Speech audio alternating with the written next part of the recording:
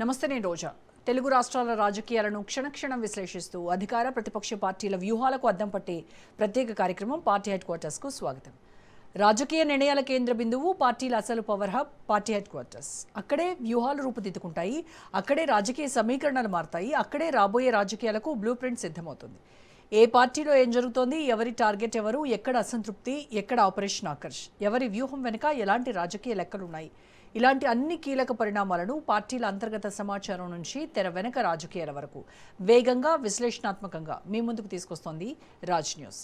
నేతల అడుగులు, అధిష్టానాల ఆలోచనలు, కూటముల కదలికలు, రాజకీయాల్లో మారుతున్న సమీకరణలపై పూర్తి విశ్లేషణతో పార్టీ హెడ్ క్వార్టర్స్ చూద్దాం. ఆంధ్రప్రదేశ్లో స్పెషల్ ఇంటెన్సివ్ రివిజన్ ఎస్ఐఆర్ ప్రక్రియకు సంబంధించి కేంద్ర ఎన్నికల సంఘం కీలక నిర్ణయం తీసుకుంది.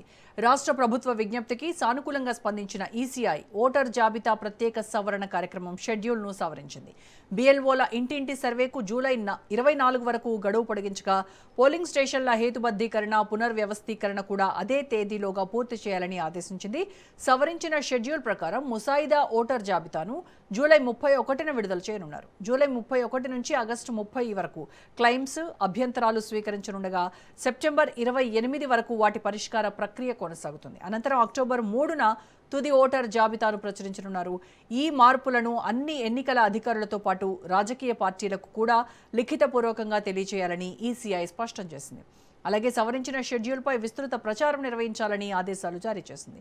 దీనికి సంబంధించి పూర్తి ఇన్ఫర్మేషన్ మా ప్రతినిధి సంతోష్ విజయవాడ నుంచి లైవ్లో అందిస్తారు. సంతోష్, ఆంధ్రప్రదేశ్లో ఈసీఐ కొంత ఎస్ఐఆర్ ప్రక్రియకు సంబంధించి షెడ్యూల్ని సవరించినట్టుగా తెలుస్తోంది. పూర్తి అప్డేట్స్ ఏంటి?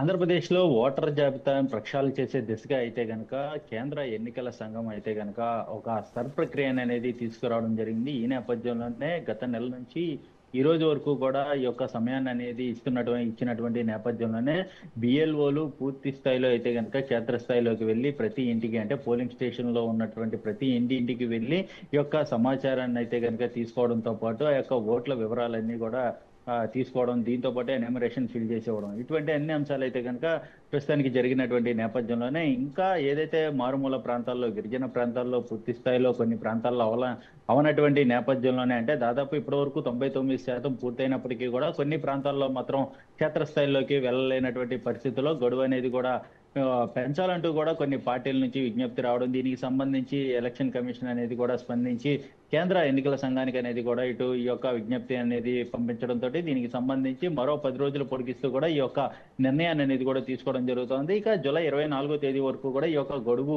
ఉంటుంది అంటూ కూడా పెంచడంతో దీనికి సంబంధించి ప్రతి ఒక్కరు జిల్లా స్థాయి కలెక్టర్లకు అయితే కనుక ఆదేశాలు జారీ చేయడంతో బిఎల్ఓలు వారి యొక్క ఏదైతే ఈ యొక్క జాబితా ఉందో దాన్ని అయితే కనుక కంటిన్యూ చేస్తూ దీనికి సంబంధించినటువంటి మరింత క్షేత్రస్థాయిలోకి వెళ్ళి ఎవరైతే ఈ యొక్క వివరాలు అనేది నమోదు చేయలేదో, దానికి సంబంధించి డిజిటలైజేషన్ చేయలేదో దానికి సంబంధించి మరోసారి అయితే కనుక వెళ్ళి పూర్తి స్థాయిలో డిజిటలైజేషన్ 100% డిజిటలైజేషన్ చేసేలాగా అయితే కనుక ప్రణాళికలు సిద్ధం చేస్తున్నటువంటి పరిస్థితులు కూడా కనబడతా ఉన్నాయి. ఎందుకంటే గతంలో చూసుకున్నట్లయితే కనుక వార్షిక ఓటర్ జాబితా సవరణకు అనుగుణంగా భిన్నంగా అయితే కనుక ఈ యొక్క జాబితా అనేది కూడా సరిదిద్దుతున్నటువంటి పరిస్థితులు కూడా కనబడతా ఉన్నాయి. అయితే జూలై 24 అనంతరం కూడా ఈ యొక్క 31 నుంచి చూసుకున్నట్లయితే కనుక ఆగస్టు 30 వరకు ఈ యొక్క అంశాలు, అంటే ఇటు అందులో మార్పులు కావచ్చు, చేర్పులు కావచ్చు, ఏవైనా అభ్యంతరాలు కావచ్చు, క్లెయిమ్స్ కావచ్చు, ఇటువంటి అన్ని అంశాలు అయితే కనుక స్వీకరించనున్నట్టు తెలుస్తోంది. అయితే సెప్టెంబర్ 30 వరకు కూడా ఈ యొక్క సమస్యల్ని పరిష్కరించే దిశగా అయితే కనుక అడుగులు వేయనున్నట్టు తెలుస్తోంది. అనంతరం అక్టోబర్ 3వ తేదీన అయితే కనుక తుది జాబితా అనేది కూడా వెలువడుతున్నట్టు కూడా తెలుస్తోంది. అయితే ఈ యొక్క ఓటర్ జాబితా అనేది పూర్తి స్థాయిలో అయితే కనుక అర్హులైన ప్రతి ఒక్కరికి ఈ యొక్క ఓటు కార్డు ఉండేలాగా ఎక్కడా కూడా ఈ యొక్క డూప్లికేట్స్ విధానం కావచ్చు, అదేవిధంగా ఇతర రాష్ట్రాల్లో వేసి ఇక్కడ ఉంటున్నటువంటి రాష్ట్రాల్లోకి మళ్ళీ ఒకసారి వచ్చి వేసే ఓటు అనేది పూర్తి స్థాయిలో తొలగింపులు అనేది కూడా ఈ యొక్క ప్రక్రియలో భాగంగా జరగనున్నట్టు కూడా తెలుస్తోంది. ఇప్పటికే కొంతమంది చనిపోయినటువంటి వివరాలన్నీ సైతం కూడా ఇప్పుడు తీసుకొని వారి యొక్క ఓట్లను సైతం కూడా తొలగించే ప్రక్రియ అనేది కూడా జరుగుతున్నటువంటి నేపథ్యం. మరోవైపు చూసుకున్నట్లయితే కనుక ఎవరైతే ఉన్నారో 2002 జనాభా ప్రాతిపదికన అయితే కనుక తీసుకుంటున్నటువంటి నేపథ్యం ఇప్పుడు కూడా వారికి కంటిన్యూ ఉన్నటువంటి నేపథ్యంలోనే వారికి సంబంధించి అంటే గతంలో ఎక్కడ ఓటు ఉంది అన్న వివరాలను సైతం కూడా ఈ యొక్క బిఎల్ఓల్లో ఈ యొక్క ఆ యాప్ లో అయితే రూపొందించినటువంటి నేపథ్యంలోనే ఆ పేరు అనుగుణంగా ఎపిక్ నెంబర్ అనుగుణంగా ఎపిక్ తోటి ఆ యొక్క పేరు మ్యాచింగ్ అయ్యి గతంలో ఎక్కడ ఓటేశారు, ఏ ప్రాంతంలో ఓటేశారు అన్న వివరాలను సైతం కూడా ఇప్పుడు ప్రస్తుతం డిజిటలైజేషన్ లో అయితే జరుగుతున్నటువంటి ప్రక్రియ. అయితే కొన్ని మార్పులు చేర్పుల్లో అయితే గనక చేయాల్సినటువంటి నేపథ్యం కనబడుతున్నటువంటి పరిస్థితుల్లోనే కొన్ని వినతులు, విజ్ఞప్తులు, అదేవిధంగా సమస్యలు వీటన్నిటిపై కూడా పూర్తి స్థాయిలో ఈ యొక్క ఆ ఆ ఎన్నికల సంఘం అయితే కనుక దిశగా అడుగులు వేస్తున్నటువంటి పరిష్కరించే దిశగా అయితే కనుక అడుగులు వేస్తున్నటువంటి పరిస్థితులు అయితే నెలకొన్నాయని తెలుస్తా ఉంది. ఇక ఈ నెల 31వ తేదీన అయితే కనుక ముషాయిదా జాబితా, ఓటర్ జాబితా అనేది కూడా విడుదల చేయనున్నటువంటి నేపథ్యంలోనే దీనికి సంబంధించి పూర్తి స్థాయిలో ఎంత డిజిటలైజేషన్ అయింది, 100% పూర్తయిందా, ఏ ఏ ప్రాంతాల్లో ఎటువంటి సమస్యలు ఉన్నాయి, ఎటువంటి సమస్యాత్మకమైనటువంటి అంశాలు ఉన్నాయి, ఈ యొక్క పోలింగ్ స్టేషన్లు ఏవైతే ఉంటాయో వాటన్నిటిని సైతం కూడా ఇక్కడ పూర్తి కానున్నట్టు కూడా తెలుస్తా ఉంది. ఏదేమైనప్పటికీ ఈ ప్రక్రియ అనేది కూడా ఆంధ్రప్రదేశ్ లో పూర్తిగా పూర్తి అవుతున్నటువంటి నేపథ్యంలోనే ప్రతి ఒక్కరూ అర్హులైనటువంటి ప్రతి ఒక్కరికి ఓటు హక్కు ఉండాలంటూ కూడా ఇటు రాజకీయ నాయకుల నుంచి కూడా వస్తున్నటువంటి పరిస్థితుల్లో వారు ఓటు హక్కు లేని వాళ్ళు ప్రభుత్వం సంబంధించినటువంటి పథకాలు ఏవైతే ఉంటాయో వాటి అనర్హులు అంటూ కూడా చెప్తున్నటువంటి నేపథ్యంలోనే ఈ యొక్క ప్రక్రియకి ప్రతి ఒక్కరూ సహకరించాలి. అదేవిధంగా బిఎల్ఓలు, బిఎల్ఏలు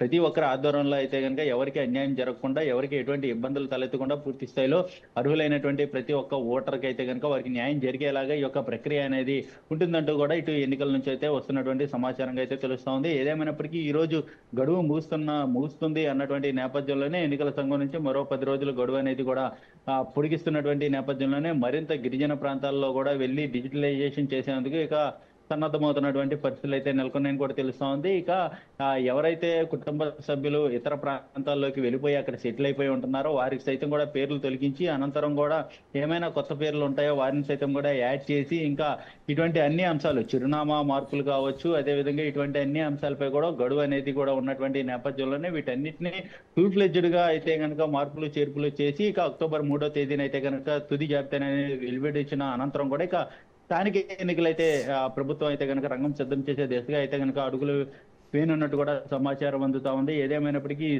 ప్రక్రియతో అయితే అసలు ఇంకా ఎన్ని సమస్యలు వస్తాయా, లేదంటే సమస్యలు పరిష్కరించబడతాయా అన్న దానిపై అయితే కనుక ఉత్కంఠ నెలకొందని కూడా తెలుస్తా ఉంది. అయితే మరికొన్ని ఏదైతే రాజకీయ పార్టీలు సైతం కూడా ముందుకొచ్చి ఈ యొక్క ప్రక్రియలో ఎలాంటి అవకతవకలు జరిగాయి అన్న దానిపై అయితే కనుక ఇంకా ఎటువంటి రాజకీయ పార్టీలు ముందుకు రాలేదు. మొత్తం ప్రక్రియ అయిన అనంతరం కూడా ఏ విధంగా జరగబోతుంది అన్న దానిపై అయితే కనుక ఇంకా సమాచారం అయితే తెలియాల్సి ఉన్నట్టు కూడా తెలుస్తోంది. మరోవైపు ఇటు ఆ ఎన్నికల సంఘం మాత్రం పూర్తి పారదర్శకంగా జరుగుతూ ఉంది. ఎక్కడ ఎలాంటి అవాంఛనీయ సంఘటనలు మా దృష్టికి వచ్చినా కూడా అక్కడ కలెక్టర్లకు అయితే కనుక సమాచారాన్ని చేరవేసి అక్కడ ఉన్నటువంటి ఆ పరిస్థితిపై కూడా ఆరా తీయడం, అదేవిధంగా అక్కడ జరుగుతున్నటువంటి ఎవరైతే హింసాత్మక ఘటనలకు పాల్పడుతున్నారో వారిపై కేసులు నమోదు చేస్తాము అంటూ కూడా ఇటు ఎన్నికల సిఇఓ నుంచి అయితే వస్తున్నటువంటి సమాచారంగా అయితే తెలుస్తా ఉంది. మొత్తంగా అయితే కనుక 24వ తేదీతో అయితే ఈ యొక్క ప్రక్రియ గడువు అనేది కూడా ముగినట్టు తెలుస్తోంది.